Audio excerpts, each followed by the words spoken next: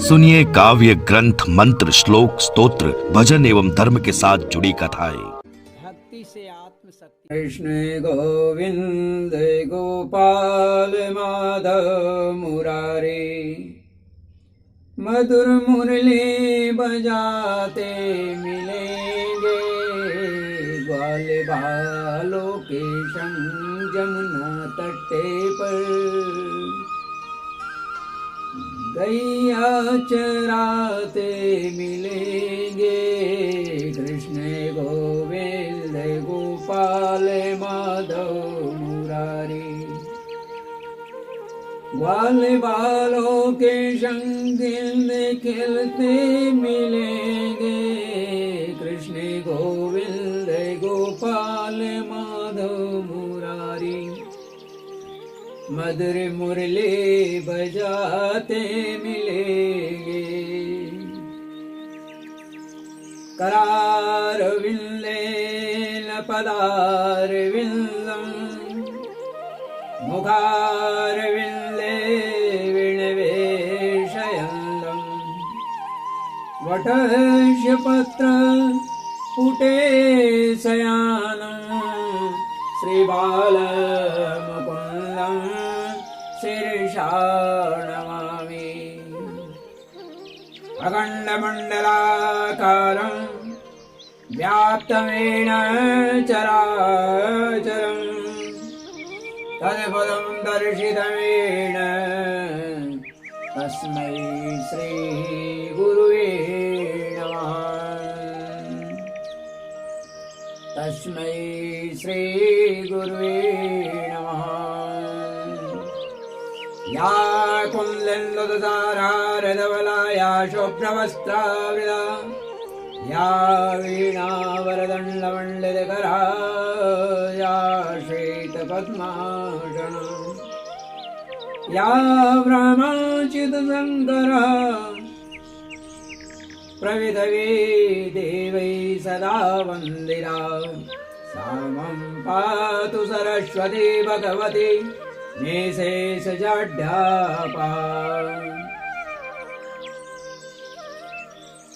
आज मैं श्रीमद् भागवत महापुराण के प्रथम खंड के तृतीय स्कंद के 27वां अध्याय अर्थात 27वां अध्याय हिंदी में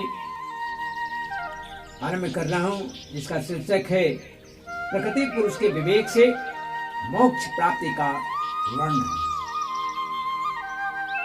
श्री भगवान कहते हैं, प्रकृति स्तोपि पुरुषो नाज्यते प्राकृतैर्गुणे, अविकाराद कर्तृत्वान् निर्गुणत्वा जलार्कवत्।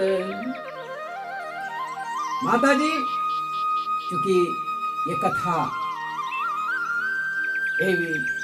विराट पुरुष आदि की कथाएं कबीर मुनि अपनी माता देवहूति की सुना रहे हैं, और यही कथाएं मैं भागवत के अनुसार प्रभु को सुनाते हुए आप तक प्रेषित करता हूं। त्रुटियों के लिए मैं क्षमा चाहता हूं। भगवान बड़े ही दयालु, बड़े ही कृपालु। अपनी माता की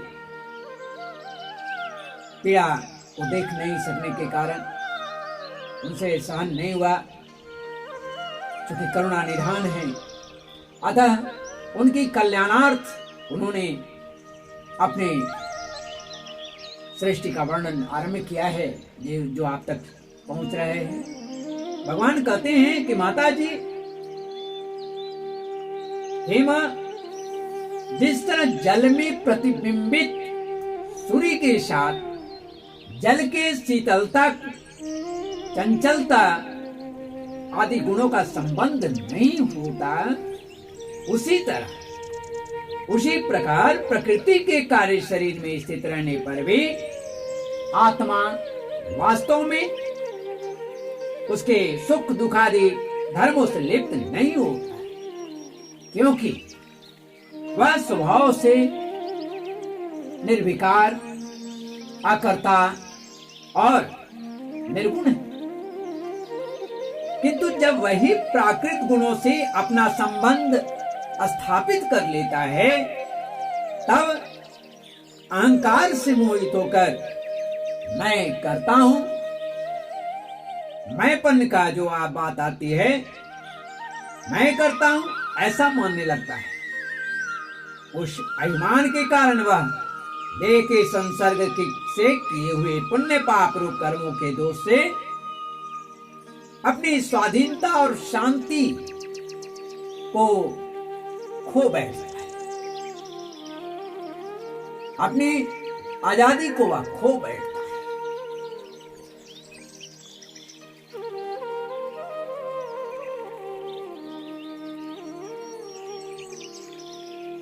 इसे दुख में पड़ता है।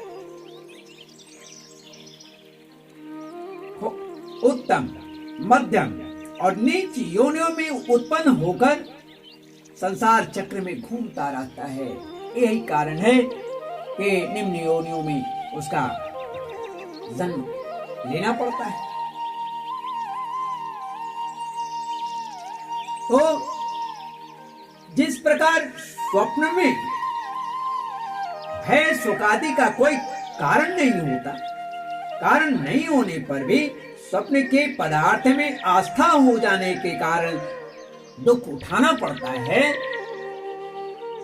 दुख उठाना पड़ता है।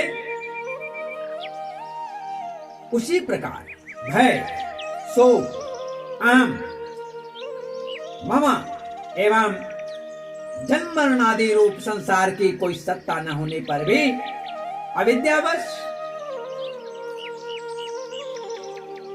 अविद्यावश विषयों का चिंतन करते करते या करते रहने से जीव का संसार चक्र कभी निवृत्त नहीं हो सकता, कभी निवृत्त नहीं होता। इसलिए बुद्धिमान मनुष्य को चाहिए, बुद्धिमान मनुष्य को उचित है कि आसन्न मार्ग, आसन्न मार्ग जो संतों का मार्ग नहीं है, अर्थात विषयों के प्रति चिंतन, तो आसन्न मार्ग में फंसे हुए चित्त को तीव्र भक्ति योग और वैराग्य के द्वारा धीरे धीरे धीरे धीरे जो है अपने बस में डाले। यमादि योग साधनों के द्वारा श्रद्धा पूर्वक अभ्यास चित्त को बार बार एकाग्र करते हुए, चित्त को बार बार एकाग्र करते हुए मुझ में सच्चा भाव रखने, मेरी कथा श्रवण करने, समस्त प्राणियों में समभाव रखने, किसी से बैर न करने, आसक्ति के त्याग, ब्रह्मचर्य, मौन व्रत और बलिष्ठ अर्थात भगवान को समर्पित किए हुए, भगवान को समर्पित किए हुए स्वधर्म से जिसे ऐसी स्थिति में प्राप्त हो गई है कि प्रारब्ध के अनुसार जो कुछ मिल जाता है उसी में जब वह संतुष्ट रहता है, परिमित भोजन करता है, सदा एकांत में रहता है, शांत स्वभाव वाला होता है, तो और क्या, सबका मित्र है, दयालु है और धैर्यवान है। प्रकृति और पुरुष के वास्तविक स्वरूप के अनुभव के प्राप्त हुए तत्व ज्ञान के कारण स्त्री पुत्र आदि संबंधियों के सहित इस देह में मैं और मेरेपन का जो मिथ्या भाव उत्पन्न होता है, अभिनिवेश नहीं करता। बुद्धि की जागृत आदि अवस्थाओं में से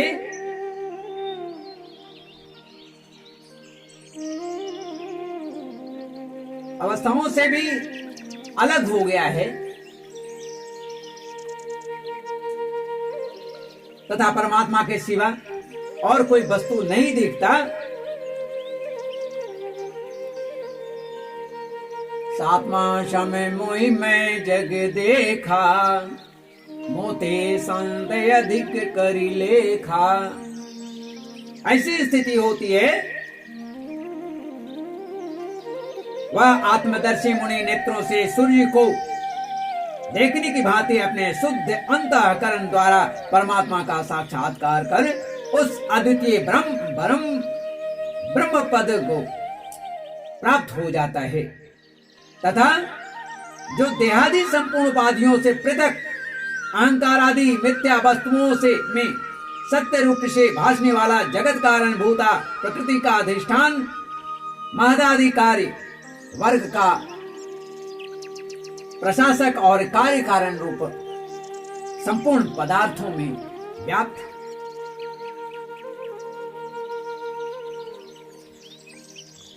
यथा जलस्थ आभास अस्थलस्थेनावदृश्यते स्वाभासेन तथा सूर्यो जलस्थेन दिवि स्थितो एवं त्रिविधंकारो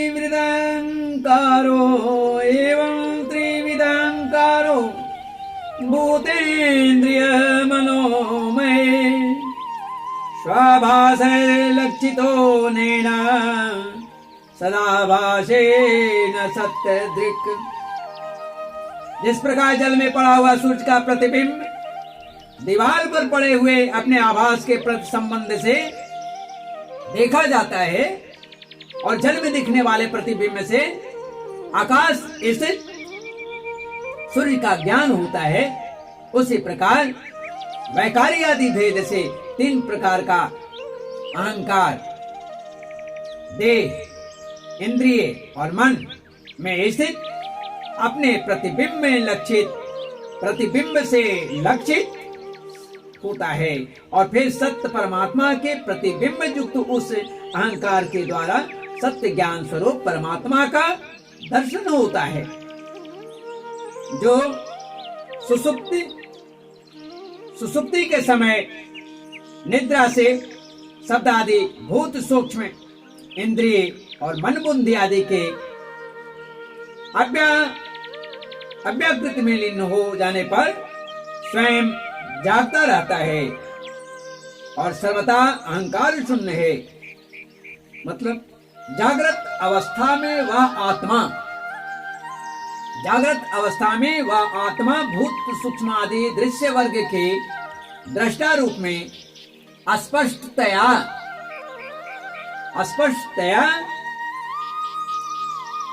अनुभव में आता है। यानी जागृत अवस्था में यह आत्मा भूत सूक्ष्म आदि दृश्य वर्ग के दृष्टा रूप में अस्पष्टतया अनुभव में आता है, किंतु सुसुप्ति अवस्था में सुसुप्ति के समय अपने उपाधि भूत अहंकार का नाश होने से वह भ्रमवश अपने को ही नष्ट मानने लगता है या नष्ट हुआ मान लेता है। इस प्रकार धन का नाश हो जाने पर मनुष्य अपने को भी नष्ट हुआ मानकर अत्यंत व्याकुल हो जाता है, हमारा सब कुछ चला गया, ऐसा सोचकर वह विवल हो जाता है। उसी प्रकार वह भी अत्यंत विवश होकर नष्टवत हो जाता है। हे माता जी, इन सब बातों का मनन करके विवेकी जो पुरुष होते हैं, विवेकी पुरुष अपने आत्मा का अनुभव कर लेता है, जो अहंकार के सहित संपूर्ण तत्वों का अधिष्ठान और प्रकाशक है। तब देवहूति पूछती हैं, देवहूति ने पूछा, पुरुषं प्रकृति ब्रह्मन् विमुच्यते करिचित् अन्योन्यापाश्रयत्वाच्च नित्यत्वादनयो प्रभु यदा गन्धस्य भूमिश्च न भावो व्यतिरेकतः अपां रसस्य च यथा तथा बुद्धे परस्य च। माता देवहूति कहते हैं कि प्रभु, पुरुष और प्रकृति दोनों ही नित्य और एक दूसरे के आश्रय से रहने वाले, इसलिए प्रकृति इसलिए प्रकृति तो पुरुष को कभी छोड़ ही नहीं सकती। हे ब्राह्मण, जिस प्रकार गंध और पुष्प तथा रस, जिस प्रकार गंध और पृथ्वी